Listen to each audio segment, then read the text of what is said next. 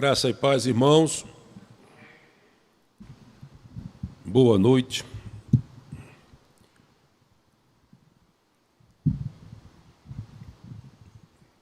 Antes de mais nada, eu sou grato a Deus pelo privilégio que Ele me dá de estudar a Sua palavra e aplicá-la às nossas vidas.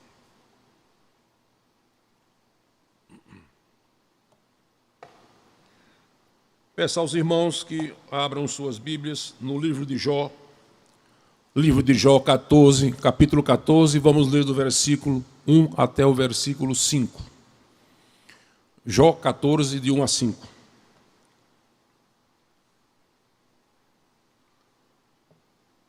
Diz assim a palavra do Senhor: o homem nascido de mulher vive breve tempo, cheio de inquietação, nasce como a flor e murcha, foge como a sombra e não permanece.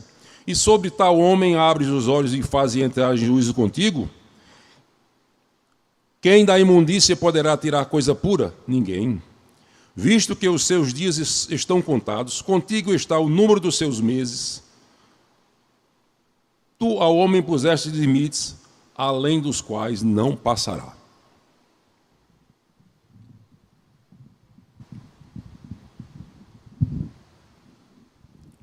A gente tem que ter em consideração o seguinte, irmão. Deus tem um propósito em tudo. Não tem nada fora, isso aqui aconteceu, eu não sei porquê. Eu posso não saber o porquê, mas Deus tem propósito em tudo.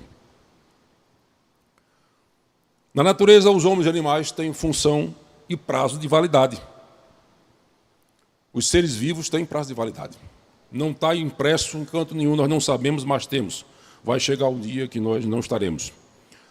Na natureza, o zangão, qual é a função do zangão? É fecundar a abelha e ele morre logo após a seguir. Qual é a função da abelha? Polinizar. Qual é a função do beija-flor? Polinizar. Levar pólen de uma planta para outra para poder ela produzir frutos ou flores. Mas existem também os chamados insetos efêmeros. É da ordem Ephemeroptera. É negócio de entomologia, negócio de estuda os insetos. Esses insetos eles vivem ao redor dos rios e lagos, duram em média 24 horas, é uma vida curta. Não constroem, não lutam. O único objetivo, reproduzir. Eles passam, às vezes, semanas para poder eclodir como inseto e duram somente um dia. No final, morrem silenciosamente. E para que servem? Servem de alimento para outros animais, como peixes, libélulas, morcegos, anfíbios.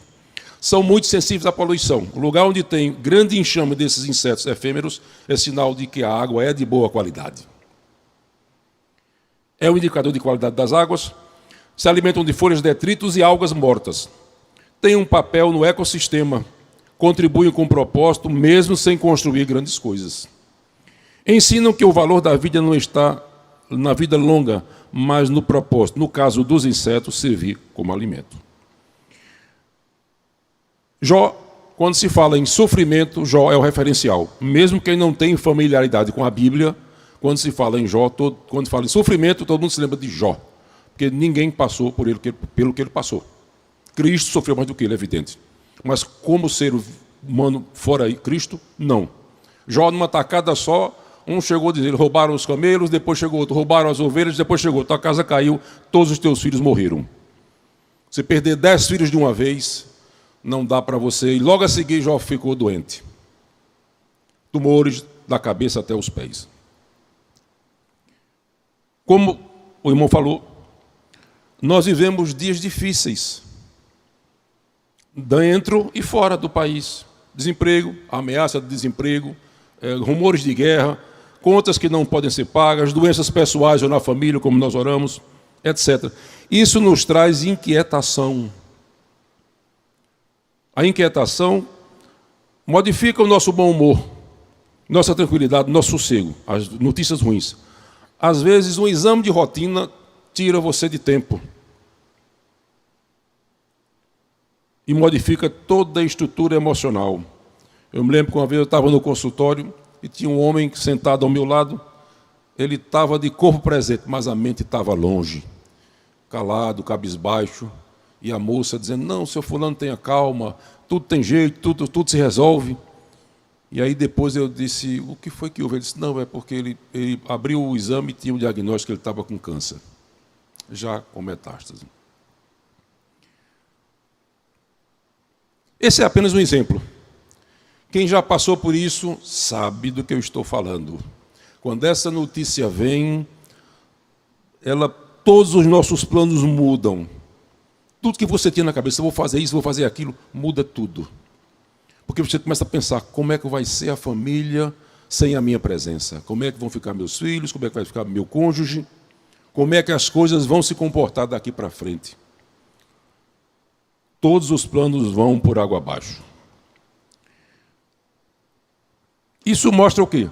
A fragilidade e a transitoriedade da condição humana. Nós somos passageiros. Jó coloca isso aí muito bem quando ele faz aqui. O homem nascido, versículo 1 e 2. O homem nascido de mulher vive breve tempo, cheio de inquietação, nasce como a flor e murcha, foge como a sombra e não permanece. Esses dois versículos mostram 7 realidades do homem.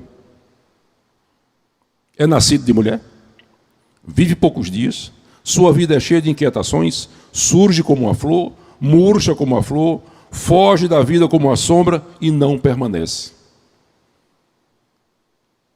Muita gente diz, mas isso foi no tempo de Jó. Isso continua hoje. O homem continua nascendo de mulher, continua com inquietações, continua fugindo, morrendo como a flor, fugindo como a sombra. Ou seja, isso aqui é atual, é para o dia de hoje também.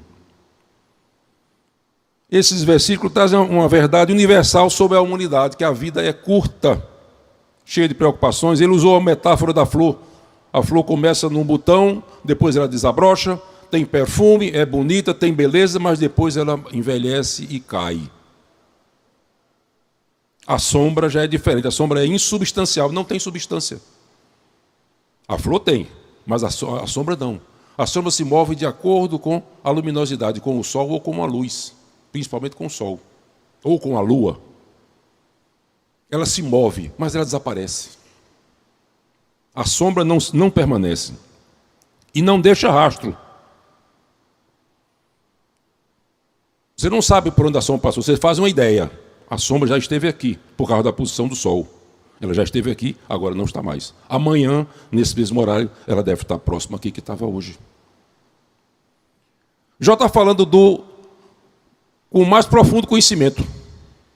Ele sai da situação dele e ele fala do processo como um todo perante a humanidade. O sofrimento é inerente a todo mundo. Ele sai do seu caso particular para entrar na condição universal. A gente tem que entender uma coisa: a vida não está em nosso controle. A vida está no controle de Deus. Ninguém está imune à dor, ao sofrimento, à perda e à morte. Esses dois versículos, são atemporais, é o que eu falei. Não foi só de Jó, ele se aplica aos nossos dias. Por quê? Porque é uma realidade. Tudo que Jó falou aqui, no versículo 1 e 2, permanece até hoje. Não mudou nada. Esse versículo é um antídoto para a procrastinação. Eu não vou fazer isso porque eu vou ter condições de fazer depois. Eu sempre me pergunto, as pessoas estão acostumadas a ver milagres, é quando cai um container em cima do carro e o cara sai vivo. Chegar em casa vivo é um milagre. Muita gente sai, diz, até mais tarde, até o jantar, minha filha, e não volta.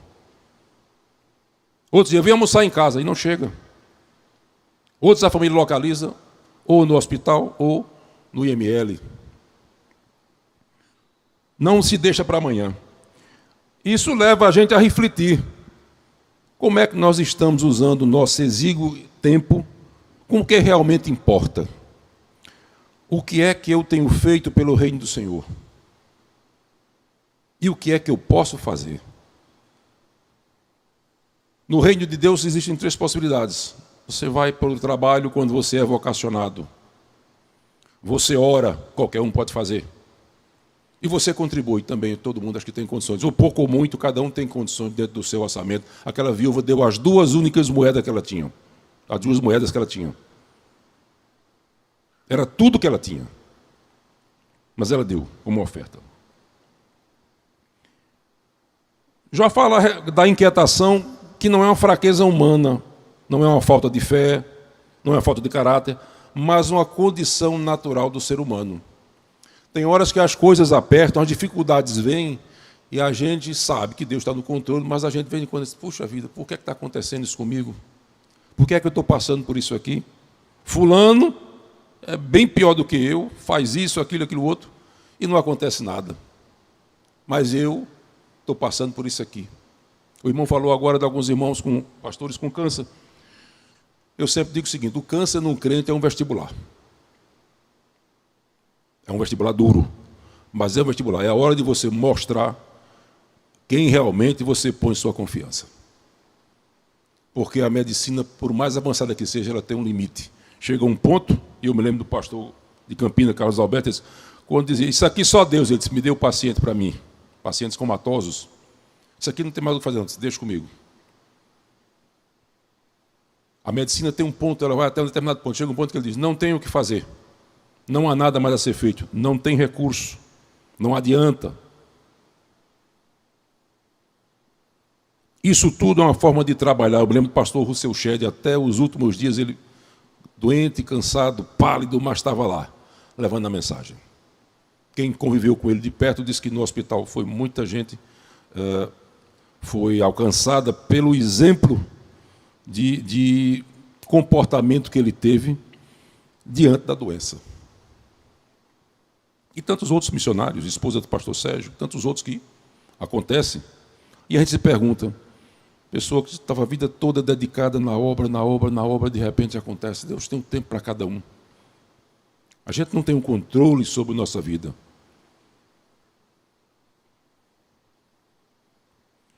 A Bíblia também fala da inutilidade das preocupações. O Salmo 127, versículo 2 diz, inútil vos será levantar de madrugada, repousar tarde, comer o pão que penosamente granjeastes. Aos seus amados ele dá enquanto dormem.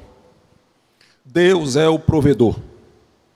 É Deus quem dá o salário, é Deus quem dá o emprego, é Deus que abre porta, que cria oportunidades. Tudo está no controle dele. Ah, mas o país está em crise. Deus está acima da crise. Aqui pode estar chovendo como for, o tempo está todo fechado, tudo escuro. Tem dia que amanhece escuro, tudo nublado, chovendo. Agora, se você pega um avião, depois que você passar das nuvens, está o sol claro lá em cima.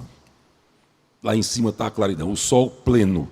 Aqui embaixo está tudo escuro, chovendo torrencialmente. Mas em cima das nuvens está claro. A mesma coisa, Deus está acima das dificuldades.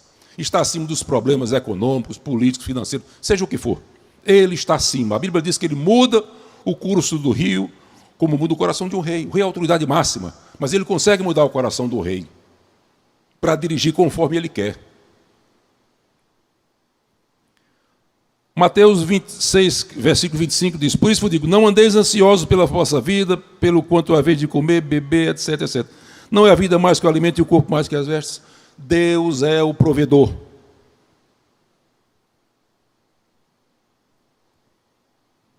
Mateus 6, versículo 27. Qual de vós, por ansioso que esteja, pode acrescentar um côvado ao custo da sua vida? Não acrescenta. A gente não consegue prolongar a nada além do que Deus determinou. Deus pode prolongar. A gente sabe do profeta que chorou e ele disse, volta e diz a ele, vou te dar mais 15 anos. Deus pode fazer isso aí. Nós não podemos. Ah, mas eu tinha muito dinheiro, eu paguei, papapá, e consegui sobreviver um tempo a mais. Foi Deus que permitiu. Porque tem muita gente, o criador da Apple, dinheiro era o que não faltava. Morreu com 57 anos, 55 ou 57 anos. Steve Jobs. Dinheiro não faltava. Mas chega um ponto que você diz, aqui não resolve, nem com dinheiro resolve. E eu me lembro de um contraparente, como é que diz assim, não é contraparente, agora eu esqueci o nome. A mãe dele adoeceu com um câncer pulmonar altamente invasivo. Nunca ninguém fumou, nem ela fumava, nem o marido fumava, nem um filho fumava. Ninguém sabe. Veio um tipo de câncer. Entre a primeira crise de asma e o sepultamento foram 60 dias contados. Na época, o filho dela, ele tinha um patrimônio de seus 5 milhões de reais. E aí eu fui pregar o evangelho para ele e digo, olha, se você encontrasse quem pagasse 3 vezes o seu patrimônio, em vez de 5, desse 15, você não podia fazer nada por ela. Significa que o dinheiro não é tudo. O dinheiro dá conforto? Dá. Traz uma certa felicidade, entre aspas, sim. Mas não resolve tudo. Deus dá a quem quer. Jó era um homem rico, mas passou por tudo isso aqui. As angústias, as preocupações. O que é que nós temos que fazer? Superar as mágoas causadas, sarar as feridas da alma que nos proporcionaram. Todos nós sofremos de algum tempo bullying ou problemas na infância. Não tem ninguém imune a isso. O bullying hoje está mais em moda, está mais notável por causa da mídia. Mas sempre houve. Só que antigamente não tinha esse problema que tem hoje. Eu me lembro que tinha os colegas da minha época de infância, acaba que tinha aquela orelha assim, disse, ô Dumbo, vem cá, chamava de Dumbo. Cadê o chapéu para fazer a feira? Ou seja, cabeção. Não tinha nada disso aqui. Hoje em dia, qualquer coisa. Você bota um apelido diferente, tem criança que está suicidando. As coisas mudaram. A humanidade mudou. Então tem gente que hoje fica preso no passado. Porque fulano me magoou assim, assim, assim, assado. Uma vez ele fez isso. A gente tem que aprender a superar, tocar a vida para frente. Quem fica preso no passado é como uma âncora que está presa no cais. O barco não sai do canto. Você tem que levantar a âncora e ir em frente. Passou, passou. Acabou-se.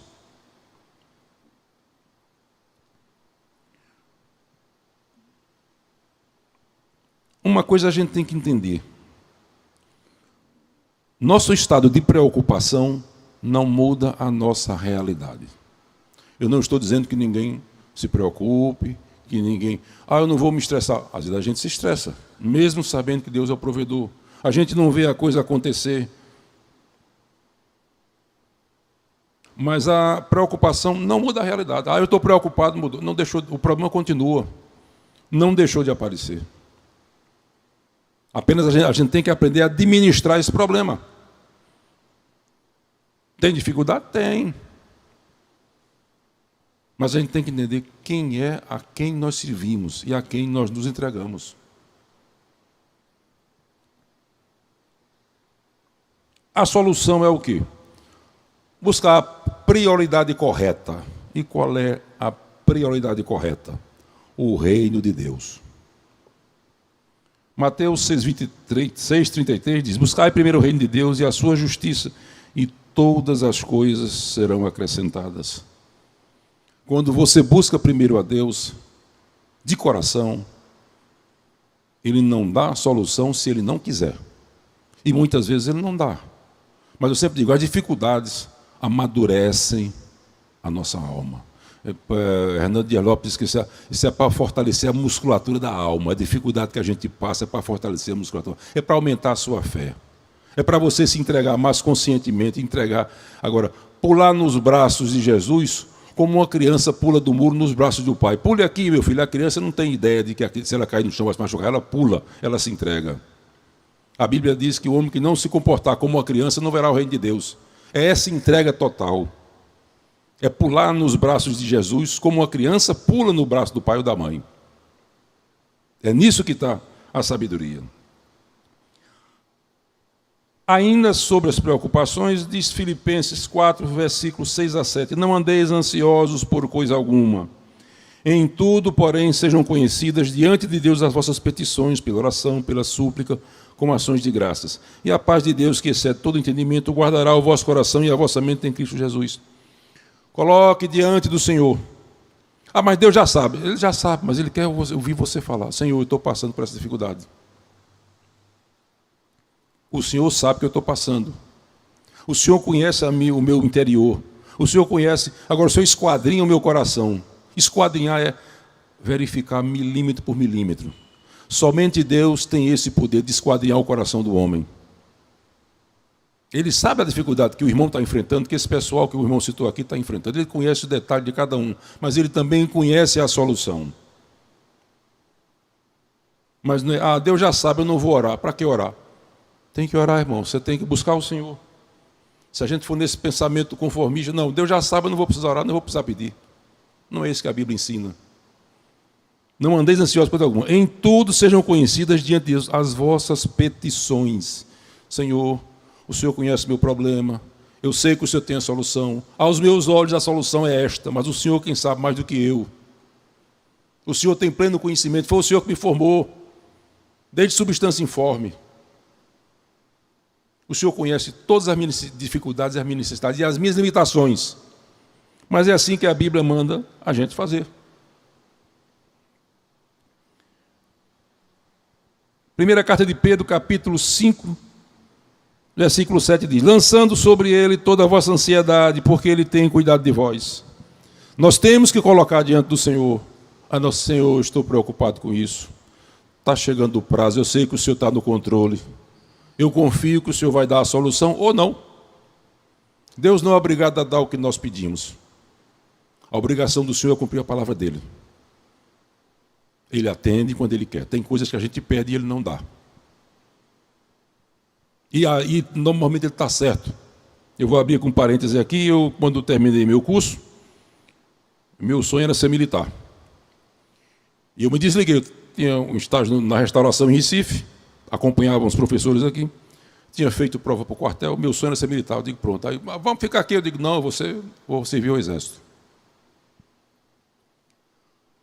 Fiz a prova, passei.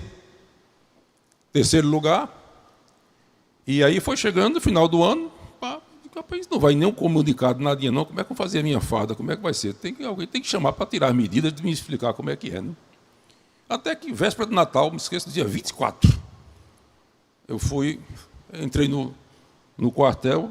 Aí, tudo bem, eu vim saber o que é que está vendo aqui, que eu não recebi nenhum comunicado. Aí o rapaz disse, o senhor não soube nadinha não? Aí eu disse, opa, não soube não. Eu disse, tem novidade. Eu disse, não, é porque houve uma prova de títulos, e o senhor ficou, deixa eu ver aqui a relação, o senhor ficou em 7º lugar, eram 6 vagas. Eu digo, rapaz, depois eu entendi. O plano de Deus. Eu teria desgraçado minha família. Por quê? Porque eu iria implantar em casa um regime militar. As filhas tinham que bater continência, um modo de expressão, não ia chegar a esse ponto. Mas eu ia ser rigoroso, como seria no quartel.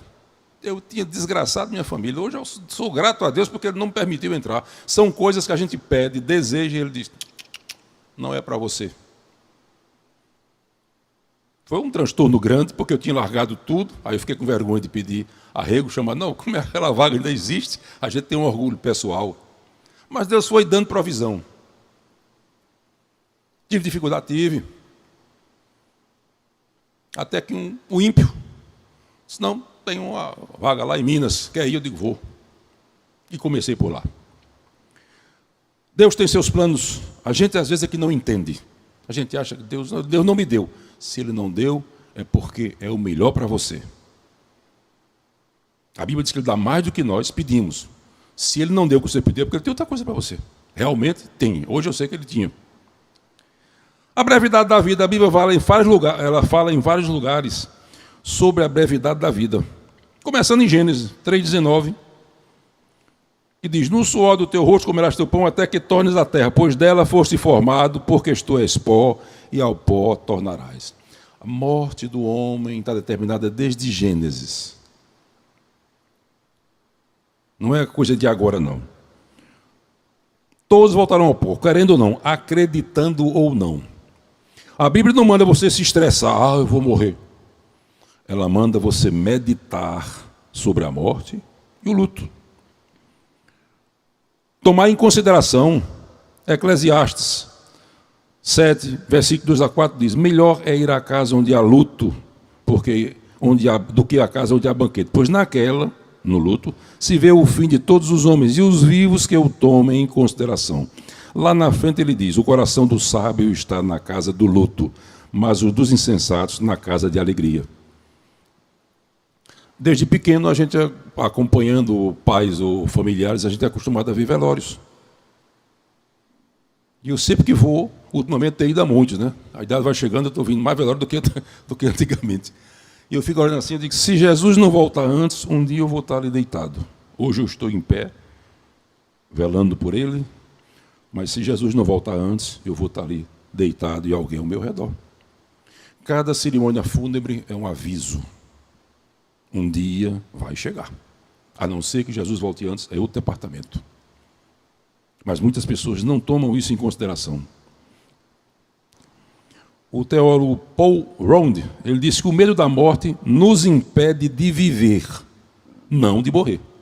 Tem gente no meio evangélico nem tanto, mas ainda tem alguns, mas tem gente que eu vi, irmão, aqui, você conversa assim, não, agora não.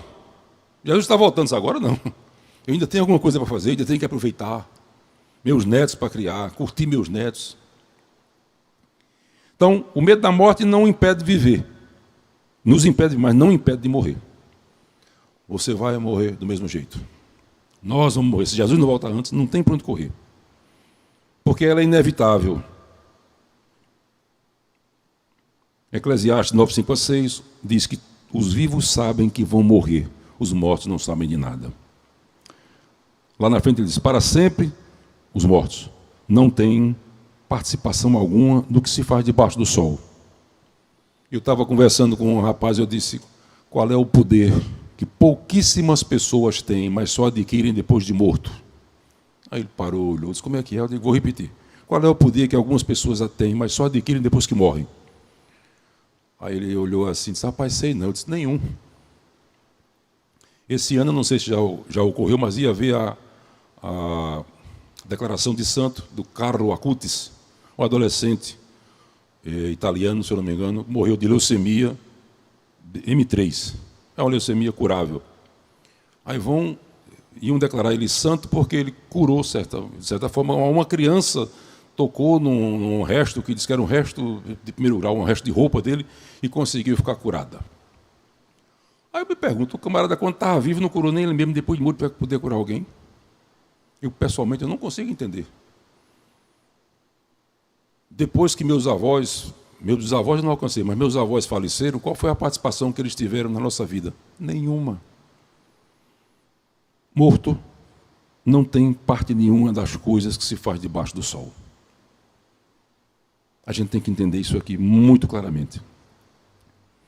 O Salmo 90:10 diz, a duração dos nossos dias é 70 anos, se alguma por robustez chegar a 80, o melhor deles é canseiro e enfado. Lá na frente ele diz, ensina-nos a contar os nossos dias, de tal maneira que alcancemos corações sábios.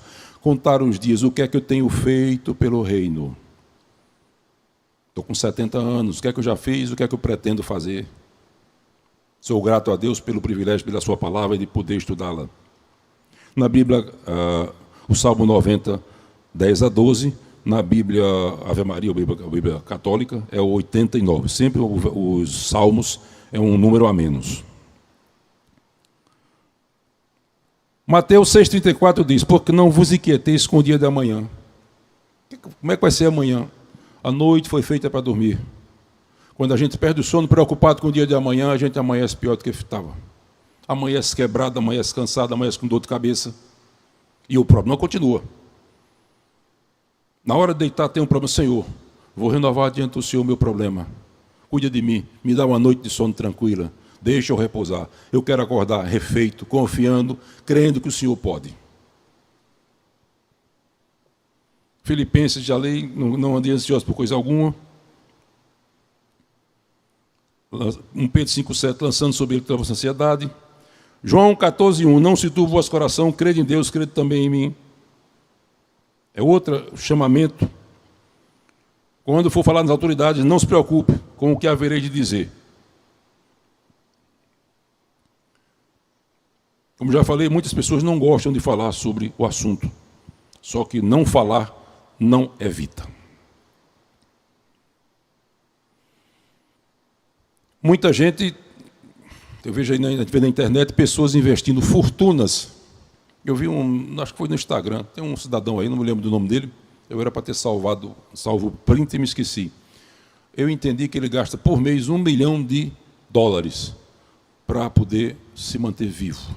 Eu não sei o que é que ele faz para gastar tanto dinheiro. Por mês, $1 milhão, deve ter muito dinheiro. Muitos congelamento, câmara hiperbárica, parará, chá disso, chá daquilo. não consegue prolongar um côvado a sua existência. Não dá para entender, irmão. Porque quando eu olho no espelho, eu digo, puxa vida, eu já fui criancinha igual ao meu neto. Já fui criança maior, fui adolescente, fui jovem. Hoje sou um idoso. Com muito orgulho, graças a Deus. O pessoal diz, você não pinta o cabelo? Não, deixa como está mesmo. Isso aqui é o atestado da minha experiência, da minha história de vida. Não sou contra quem pinta cabelo, não. Quem quiser pintar, pode pintar. Mas eu prefiro... O homem é menos vaidoso, a mulher é mais vaidosa. A mulher tem uma irmã dos Gideões que o cabelo dela está mais branco do que o meu e do que o do irmão ali. E ela é satisfeitíssima. É porque a cultura da gente leva a gente a fazer coisa. Por exemplo, um homem vai o ano todinho a 10 casamentos com o mesmo paletó. A mulher não pode repetir no segundo casamento, que vão dizer, a situação está ruim. Criou-se a cultura que a mulher tem que ter um vestido para cada cerimônia. E eu me lembro os irmãos que foram à convenção dos Gideões, lá nos Estados Unidos, e sempre botam uma pessoa para ficar com aquela delegação do Brasil. Botaram uma senhora que ela foi 3 dias com a mesma roupa. E aí o irmão disse, rapaz, vamos fazer uma vaquinha para ajudar ela. O presidente disse, meu irmão, essa senhora aqui é a pessoa que mais contribui para a impressão de Novos Testamentos em português para mandar para o Brasil. É uma questão de cultura. Continuando sobre Jó. Jó se questiona, e sobre tal homem abres os olhos e faz entrar em juízo contigo. Ele mostra a transitoriedade do homem, ele questiona Deus. Por que se preocupa com um ser tão insignificante? Eu sou pó, eu sou impotente. Por que você se preocupa comigo? Por que o Senhor veio sobre mim? O Salmo 8,4 diz, o que é o homem mortal para que te lembres dele? Salmo 144, versículo 3. Senhor, o que é o homem para que o conheças? E o filho do homem para que o estimes? Jó questiona porque Deus, sendo supremo, se preocupa com o mortal. Por que me observas com tanto rigor? A Bíblia das características de Jó, só tem ele. Homem íntegro, reto e temente a Deus, se desvia do mal. 4 características só se cita nele. E é o próprio Deus quem diz. Viste meu servo Jó? Não foi ninguém que disse, foi o próprio Deus que fala a Satanás. Viste meu servo Jó? Ou seja, as 4 qualidades, só quem teve foi ele nessa condição. Ele mostra que Deus nos vê tanto no sofrimento quanto nas nossas escolhas diárias. Todos os dias nós fazemos escolhas. E todo dia nós gastamos. Não adianta dizer que não, que tudo que você faz, eu vou fazer isso, está gastando. Nem que seja energia, mas está gastando. Vai ter que comer mais para poder compensar a energia que você gastou. Então, todo dia nós gastamos e todo dia nós temos escolhas. Esse cuidado de Deus traz para os que são salvos consolo, para os que e temor para os que vivem sem reverência. A gente sabe que é consolo saber que Deus está cuidando da gente mesmo nas horas mais difíceis. Isso mostra a realidade do juízo sobre Deus, sobre todos os homens, mostra que todos nós vamos estar diante dele. Nenhum dos nossos atos são ignorados por Deus. Deus não viu, Deus estava ocupado com a guerra lá na Rússia, com o outro país aí, com o ataque do Irã sobre Israel, ele estava ocupado, ele não viu o que eu estou passando. A Bíblia diz que o Senhor não dorme nem dormita. Não dá para a gente entender. Se faz uma análise, é como se Deus estivesse vendo um rio de cima, ele está vendo da foz, da nascente até a foz. Tudo bem. Mas ele está vendo com detalhes, não é vendo de cima, não. Ele está vendo com detalhes. Então, é uma coisa que foge à nossa percepção. Nós não temos como entender. Hebreus 9, 27 diz, assim como os homens estão ordenados a morrer uma só vez, vindo depois disso o juízo. A Bíblia diz que os salvos prestarão conta do que fizeram com o que Deus deu. Romanos 8:1, portanto, agora nenhuma condenação há para os que estão em Cristo Jesus. O salvo, aquele que foi justificado, ele não é condenado, mas ele vai prestar contas. O que Deus me deu para usar, como é que eu usei? O meu carro, os meus recursos, o meu tempo. Como é que eu usei? Às vezes eu sento ali atrás e vejo gente no celular, conversando no celular durante o culto. Eu fico olhando, se isso fosse num tribunal comum aqui, duvido que você botasse nem a mão no celular. Avalie aqui, que está diante do Deus Todo-Poderoso. Romanos 14, versículo 12 diz: assim, pois, cada um de nós dará conta de si mesmo a Deus. Os salvos vão prestar contas. O que é que você fez com o que eu coloquei à sua disposição? Eu não entendo qual é a dificuldade que as pessoas têm. Deus não mandou seu filho passar pelo que ele passou para que a gente tenha bens materiais. É como se fosse um comodato. Cuidado para dizer, o presbítero diz que é um comodato. Não, é como se nós usamos as coisas que Deus nos permite ter, mas não é nossa. Fica tudo aqui. É como eu falei, passou do meu bisavô para o meu avô, para o meu pai, para mim, vai passar para minhas filhas, mas fica tudo aqui, porque eu não trouxe nada. Se eu tivesse trazido uma moeda na mão, ela era minha, mas eu não trouxe. Quando a gente nasce, a gente traz o corpo. Quando morre, nem o corpo leva. Os não salvos sendo condenados, não porque não tem pecado. O fulaninho vai para o inferno porque pecou. Não, todos somos pecadores. A Bíblia não diz que fulano vai para o inferno porque pecou, ou porque é pecador. Não.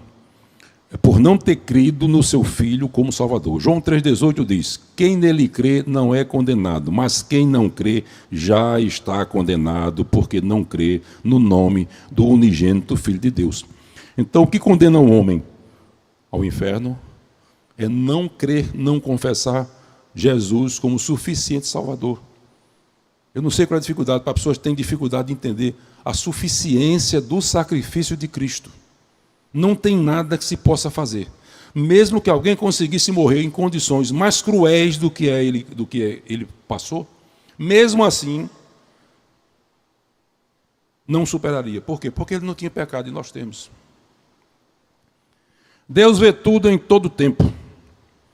Jó achou disputa injusta, Deus contendo com o homem mortal, mostra que dependemos da graça de Deus. E aí Jó continua: quem fará sair o puro do impuro? Ninguém. Como é que o ser humano imperfeito, pecador, pode dar origem a alguma coisa pura?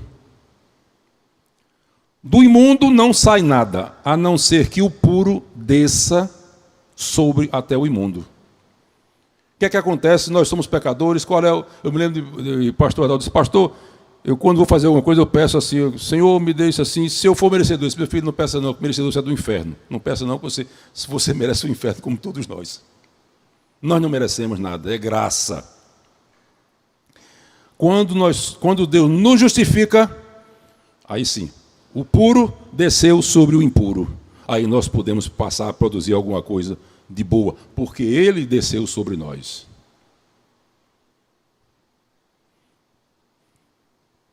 Tito, capítulo 3, versículo 5 diz: não por obra de justiça praticadas por nós, mas segundo a sua misericórdia, Ele nos salvou mediante o lavar regenerador e renovador do Espírito Santo.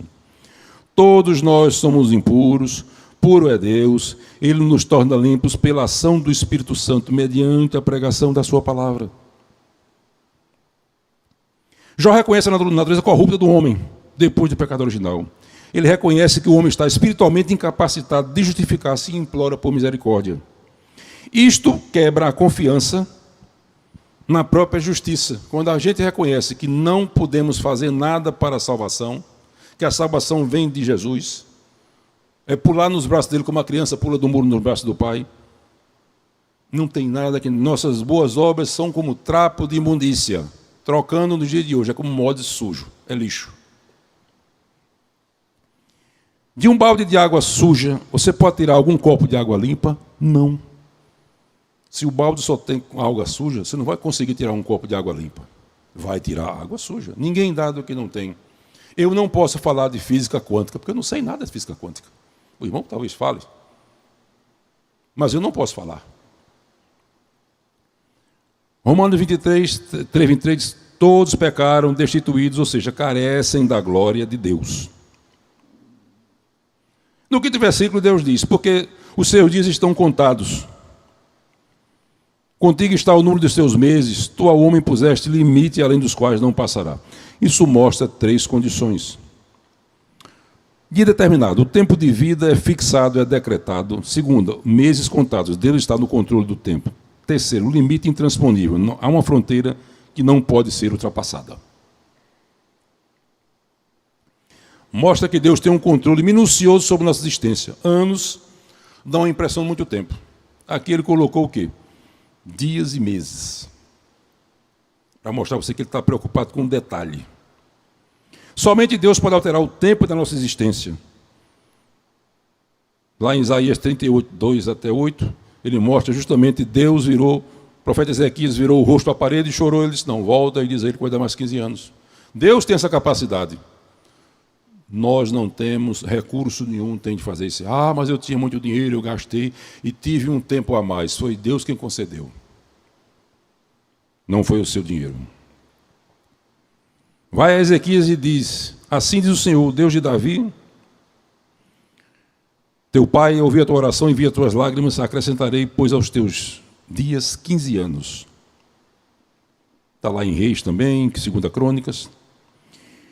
Quando a gente fala em dias e meses, aniversário, vem do latim anniversarius, que significa o ano que volta. E eu me lembro que quando surgiu essa novidade de mêsversário, eu digo que é mais uma novidade para ganhar dinheiro. É o comércio que criou a história do mêsversário para poder vender alguma coisa. Até que o mêsversário é uma comemoração mensal do nascimento de uma criança, mês a mês.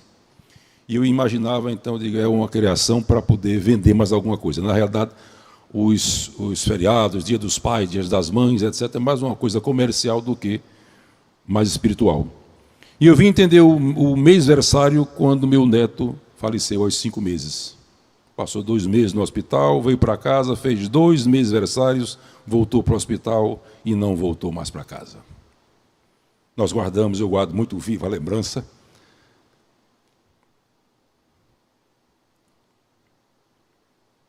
Desses 2 mêsversários.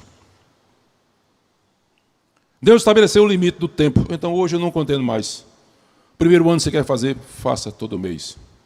Tem condições, pode ser coisa simples ou não, não precisa ser alugar uma casa para fazer alguma coisa, mas comemore. A partir do primeiro ano, de ano em ano. Nós temos um limite, ninguém pode ultrapassar, e isso nos leva a sermos humildes e agirmos com responsabilidade. Entenda, se o inseto cumpre um propósito em 24 horas de vida, qual é o meu propósito e o seu na idade que nós temos? Será que nós fizemos o que Deus queria que a gente fizesse? Deixamos de fazer alguma coisa? Para concluir, não temos controle sobre certos acontecimentos, não temos controle sobre a duração da vida, mas temos controle de como vivemos a vida. Como nós vivemos, nós temos o controle. Aí sim, você pode escolher o que fazer. O que é a vossa vida? Tiago 4:14. É um vapor que aparece por um pouco e depois se desvanece. Eu morei um tempo em Minas, em determinada época do ano, chega 9 da noite é que está começando a escurecer. O expediente terminava de 5 horas da tarde, eu ia lá para o quintal, ficava olhando para o céu e começava a olhar as nuvens. Como é engraçado o desenho que elas fazem. Ficava eu e Olímpia lá, e Cristiano, ele sentado, deitado, olhando para as nuvens. Tem um desenho, daqui a pouco se modifica, daqui a pouco aquilo não existe mais. Aquele desenho desapareceu por completo. Assim é a vida da gente. Não desperdice os breves dias da vida com o que é vão. Internet, jogos eletrônicos, festas pagãs. Viva com propósito, reverência. Valorize o presente especialmente. Priorize o preparo para a eternidade. Jesus veio ao mundo para dar o quê? Vida eterna, a quem o escolher. Não veio para dar, mas tem igreja que vem para cá que você vai dar 100 e ele vai dar 1000. E muita gente cai nessa conversa por falta de conhecimento bíblico. O nosso tempo aqui é um preparo para a eternidade. O tempo é um recurso não renovável. Passou, passou. O dia de ontem já foi. 7 horas da noite de hoje já foi também. Amanhã vai ser 7 horas de outro dia. A vida é transitória, a morte é certa. Não esqueça que em Cristo a morte não é o fim. Quem tem a Cristo, quando morre, não encerrou. João 11, 25 a 26 diz, quem crê em mim, ainda que morra, viverá. E todo que vive e crê em mim, ainda que não morrerá eternamente. Eu acho interessante é que Deus mostrou, eu quero a história, mata a cobra e mostra o pau. Ele veio passou por tudo aquilo, morreu, mas Deus o ressuscitou. Ou seja, quem estiver comigo vai passar pelo mesmo processo, se ele não voltar antes. Os que estão em Cristo são o que? Nova criatura, tudo se passou. Ele veio mostrar. Vou mostrar a vocês como é que é. Morri, mas ressuscitei. Quem está em mim vai morrer, mas vai ressuscitar também. Se ele não vinha antes, que aí seremos arrebatados. Viva com integridade, mesmo que ninguém veja. Não tem ninguém vendo. Eu sempre digo, o crente quando quer pecar, não olha de lado não, olha para cima. Lá em cima tem um olho desse tamanho. Não fica olhando do lado, não tem ninguém, está você sozinho. Entregue a sua vida a Deus hoje. Descanse em Deus. Para os salvos, viva cada dia com propósito, santidade e zelo. Não viva como se fosse eterno neste corpo. Esse corpo um dia vai ser descartado como uma roupa velha que a gente está surrada, a gente joga fora. Viva cada dia como oportunidade para servi-lo. Aproveite cada dia que Deus lhe dá da melhor forma possível. Amando, perdoando, servindo, adorando e, acima de tudo, preparando-se para a eternidade. Quem ainda está vivo, muita gente morreu no Covid. Muitos pastores morreram, muitos irmãos morreram. Os que morreram não foi por causa do Covid, foi o tempo de Deus. A não ser que você vá admitir, não. Deus não previu o Covid, pegou ele de surpresa. Isso não existe. Deus levou os que ele quis. Para os ainda não salvos, hoje é tempo aceitável. Não deixe para amanhã o que vai a decisão. Se você algum dia sentiu, ou se hoje você sentiu alguma coisa, um ardor no seu coração, alguma coisa está lhe incomodando, a ficha caiu, eu sou pecador, a Bíblia só oferece 2 caminhos, céu ou inferno. Não tem outra opção. Eu sempre digo o seguinte, se tivesse outra opção, lembre-se que Jesus foi crucificado entre 2 malfeitores, 2 ladrões. Um penitente disse, um impenitente, se você é Deus, saia e tira a gente daqui. O penitente disse, Senhor, nós estamos aqui porque merecemos, nós fizemos maus atos, nós estamos aqui por merecimento. Lembra-te de mim quando chegares no teu reino. Jesus disse o quê? Hoje mesmo estarás comigo no paraíso. Se houvesse purgatório, se houvesse reencarnação, se houvesse metempsicose, aqueles 2 mereciam, porque nenhum deles tinha feito boas obras. No entanto, um confessou e arrependeu-se, foi salvo. O outro, evidentemente, Jesus não deu nem resposta. Então, se você sentiu aqui alguma vez numa mensagem bíblica, ou hoje ou outro dia qualquer, ou quando você vê esse vídeo amanhã, aquele ardor no coração, não resista. A ação do Espírito Santo de Deus. Você pode resistir por um tempo. Eu resisti, inventei um monte de desculpas, até o dia que ele disse, não, agora chega. A graça irresistível é aquela que o homem não tem condição de dizer, eu não quero. O Espírito Santo vem e convence. 2 Coríntios diz aqui, porque ouvi-te ontem, ouvi-te em tempo aceitável, socorri-te no dia da salvação. Eis aqui agora o tempo aceitável, eis que agora é o dia da salvação. Então, se você ouviu a mensagem, sentiu aquele ardor, aquele pesar, entregue sua vida para Jesus. Isaías 43, diz, versículo 13 diz, no finalzinho, diz, ainda antes que houvesse dia, eu era, e nenhum há que possa livrar alguém das minhas mãos. Agindo eu, quem impedirá? Quando Deus põe a mão sobre um, eu sempre digo, é quando o filho chora e a mãe não ouve, não adianta. Na hora que Deus bota a mão em cima de um, acabou-se. Vai ser salvo ou não? Então você não vai ter condições de resistir, eu não quero. Aí Deus não era Deus, você era maior do que ele. Volto a dizer, eu tenho dificuldade, me desculpem, mas as pessoas não entenderem a suficiência do sacrifício de Cristo. Eu vou fazer isso para ser salvo. Pecado não se paga. Pecado é perdoado ou é remido. Já foi pago tudo na cruz.